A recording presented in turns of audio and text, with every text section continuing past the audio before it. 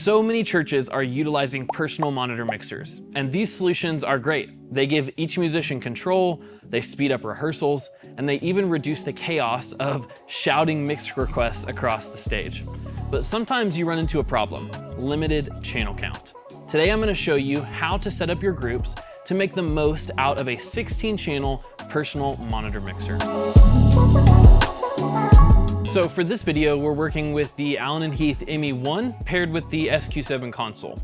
But everything that I'm about to show you, like the channel layout or the routing strategy, the priorities in which we put channels onto the personal mixer, applies to any personal monitoring system. This includes Aviom, P16, Roland. It's not really about a specific product. It's about putting together a smarter, more intentional mix that works for our people on stage in a live worship environment. So let's set the ground rule right up front. If a person is playing or singing, they need their own channel, period.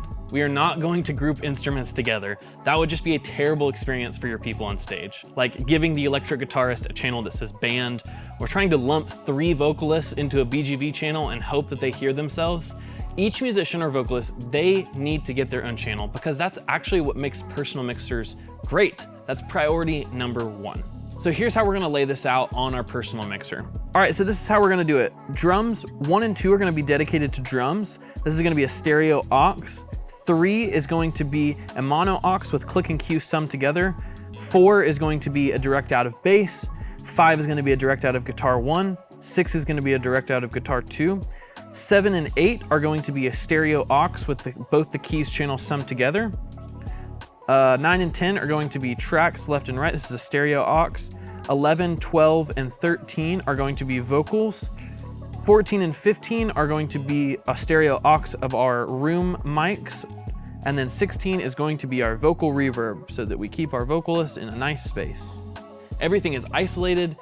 Every performer has full control of what they're hearing in their in-ears, and they don't have to turn up a group that is combined with other instruments to try to hear themselves.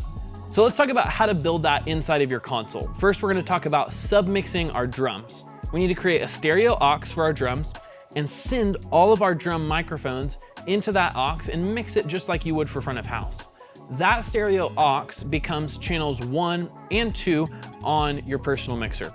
Then we got to create our click and cue. So we've got a mono aux for click and cue, and we've got both of those channels being sent to that. So whether you're using Playback or Ableton, we're combining our click and cue into one mono aux and sending that to a channel on the ME1.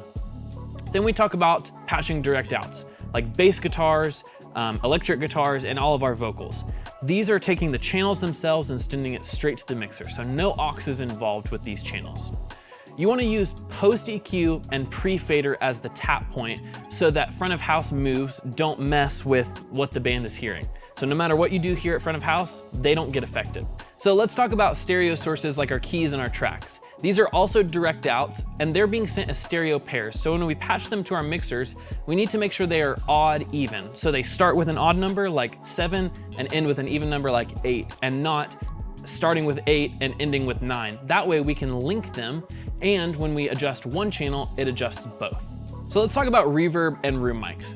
You'll want to send your effects return, so they'll come back as a channel on here, to your aux, just like we did before, and send that stereo aux to your personal mixers. You'll do the same thing for room mics as well.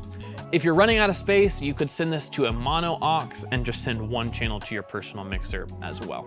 So let's talk about actually getting all of our sources to our personal mixer. Now this is gonna be a little bit different on every console and every mixer system, but the philosophy is generally the same. With the SQ7, we go to the I/O page. This is kind of where we handle sending signals and receiving signals. So when we tap on I/O, at the very top, we've got 5 columns. We want to find the one that says ME. This is going to be where we assign channels to our personal monitor mixer. And then on the left side, we've got 3 rows: inputs, outputs, and tie lines. We're going to be working with inputs and outputs today. So we can start with our inputs. For those channels that we want to get direct outs of, we can select our ME and then select IP direct outs. This is input direct outs. So for example, we can scroll down on our grid here, hit the patch button, and then assign bass. We want it to go to channel 4 in our ME, so we find the bass channel, and then we find number 4 on our ME grid, and we can simply tap that to assign it to the IMMI. The same thing applies for our auxes that we set up, like our drums. We just go to mix out, we find our drums aux, and we patch it to the corresponding channel that we want on our IMMI. And it's as simple as that. So what happens when you've got more than 16 things that need to be heard on your personal monitors?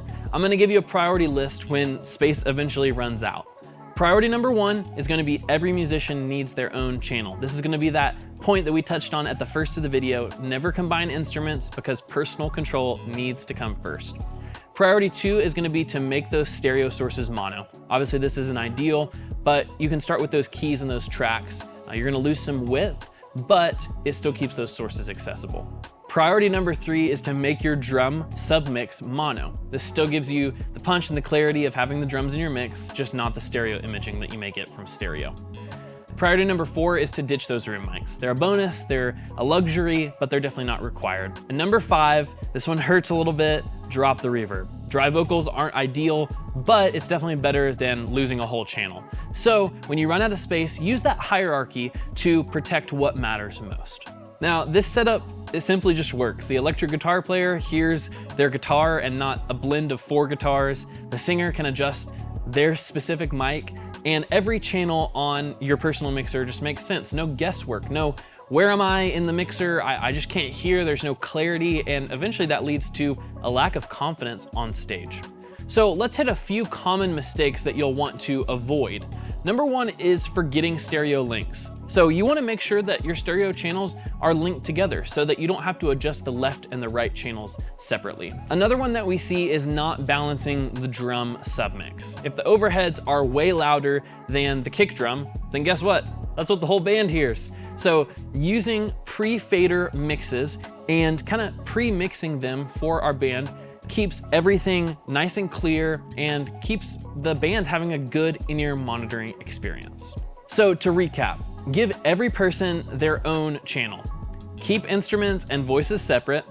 Use stereo channels where it makes sense. Mono obviously will help you save some space if you need to add more channels. And follow that priority ladder when you run out of channels. Set it up once correctly and it'll serve your team every week. This is how you take a limited channel count and still create a mix that supports your team and builds confidence week after week. If you want more help building great monitor mixes, training your volunteers, or getting the most out of your console setup, we have full training courses inside of MxU that walk you through all of it, from drum tone to in-ear EQ, from console routing to how to onboard your volunteers. We've got your whole team covered. Head to getmxu.com to check it out. And if this video helped you, do me a favor, hit subscribe and leave a comment with your monitor setup and share this with your worship or production team. See you in the next video.